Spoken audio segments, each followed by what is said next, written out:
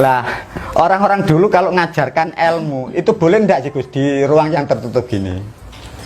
Enggak. Nah, paham ya? Di tempat yang gimana? Terbuka. Nah, mana waktu itu Raden Said itu masih muda. Nah, masih muda itu diajarilah bahasanya Sunan Bonang ini yang mengajari. Nah, di situ sebenarnya menerangkan tentang sholat 5 waktu itu. Lah, waktu Mejang Gus menerangkan ini karena diterangkan tidak boleh di tanah, diajarin di Wejang, di atasnya perahu. Jadi perahu ini kalau mau dibuka filenya itu 3 orang. Lah yang tidak dimengerti dari kedua Sunan Kalijogo, Raden Said sama Bonang, yang punya perahu ini Raden Rahmat orang hebat. Wong Jawa iku lak ngono to, gak ngetokno to. Iya.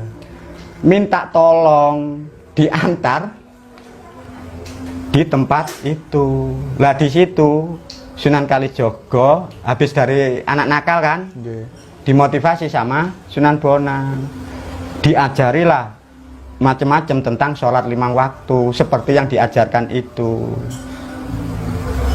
Lah wong Mbah Musa itu jenar kira sejarah Islam iki tek Mojopahit. Akhirnya di situ Mbah itu metu takabure ngono lho. Mbahmu jenar iku saya Rahmat ngomong. Bahasane jenenge wong Jawa iku nek kadung gregeten ku lak ngono. Gak eroe kementus kan ngono. Akhirnya ditakoki ngono lho. Sunan Bonang iku gelani bahasane kan gini. Kok tahu-tahunya sih Mejang ngono iku. Ngerti ta? Ngono lho. Lah disitulah jadi perdebatan itu. Karena Sunan Bonang sendiri juga ndak tahu. Lah akhirnya di situ timbullah konflik. Jadi wejangan iki gurung akeh. Wis timbul amarah. Lah tatkala di situ ada perjanjian yang sangat fatal.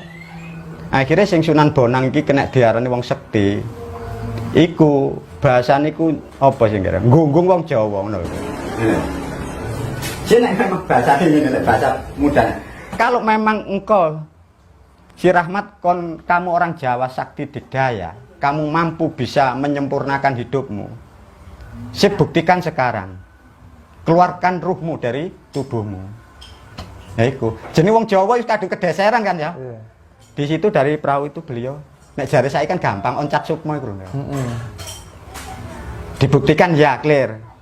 Ganti Sunan Bonang ditakoni. Sekarang kamu ya apa? Sunan Bonang alasan karena ndak mampu. Sunan Bonang ini ndak tahu ya Gus. Mungkin itu wis dikehendaki alam. Dengan sendirinya atau dengan strategi ndak ngerti akhirnya ngomong ngono lho. Lah ngomong ini. Wengko nek memang iso ilmumu pepok ganep, ilmumu sempurna, kalian pasti akan bisa melepas tubuhmu kembali ke asalmu. Lebur tanpa tilas. Itu kalimat yang dikeluarkan Sunan Bonang. Nah sebelum terjadi ini, kalimat ini dari wejangan tadi, peraune itu dibolongi ini lho Gus sampai Mbak Raden Rahmat. Kan wong telu. Peraune dibolongi. Airnya masuk ndak? Masuk lah. Lah air masuk, Raden Said wedi, Sunan Bonang wedi. Wedi apa kira-kira? Mati. Wedi tenggelam kan? Iya. Lah Mbah Jenar iki ya metu sumbung takabure. Wong wedi mati kok nerangno 5 perkara ngono lho kok. Lah, setelah itu Sunan Bonang ngomong ngono, nek kowe gak wedi mati, kalian ndak takut mati. Coba buktikan. Sempurnakan hidupmu itu. Nah itu loh.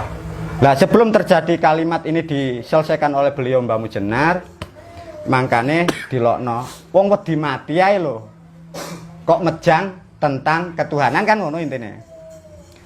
Akhirnya Mbahmu Rahmat jenenge wong sekti. Berhubung ini perbuatan saya tak selesai sik. Nah, saya selesaikan dulu. Jenenge wong sakti cerita penake banyu dikipas ngene lho. Sret banyu ilang, wong buyut kan sekti to, Guys. Lah iki lho dijukukno lemah, ndut, kowe nek wong Tuban ro. Iya tahu. Iki templekno iku. Mangkane disebut Mbahmu Jenar, itu dudu abang kuning. Mangkane ndut ndek Tuban pinggir laut iku kuning. Iya.